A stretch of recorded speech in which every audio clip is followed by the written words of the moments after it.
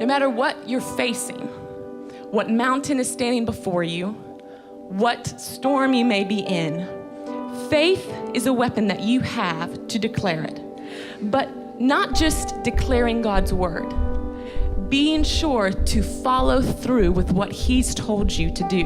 But when you are in faith, you are fully persuaded in every part of your being that God will come through. You've got to have the mentality that you're in a battle, you're submitted to Him, you're gonna do what He says, and you are full of faith that if you trust Him and obey Him, victory is sure. You know what faith is, according to the word? Faith is what? The substance of things hoped for. It's the evidence of things not seen. But the truth is, we're so moved by circumstances. We're affected by circumstances. Our emotions and our thinking is affected by all the circumstances around us, so much that our faith is just shaken and our faith is wishy-washy instead of being strong.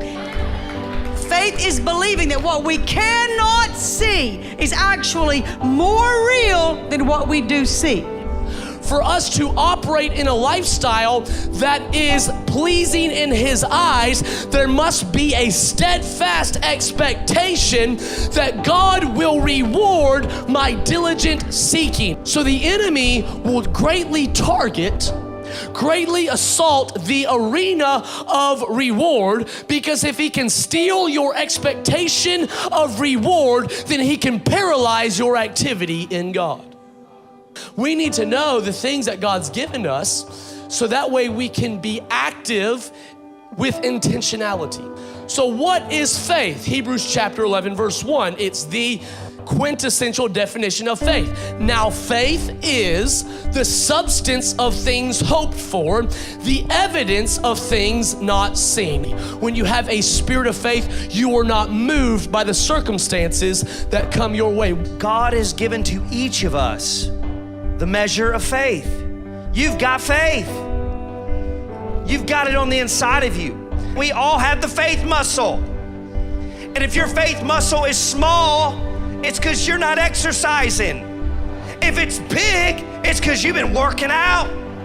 You've been doing what you need to do. If God says something, you doing that thing in obedience. If that's giving an offering, if that's just doing a simple deed at work or towards your family, and you do it day after day after day. You know what you do when you do that? You're communicating to God, I believe. And if I let it, I can meditate on that fact so long that I talk myself out of the promise.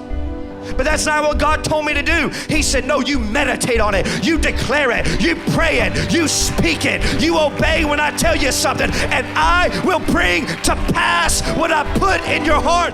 I don't care what situation or circumstance you're facing. Nothing will be impossible for you.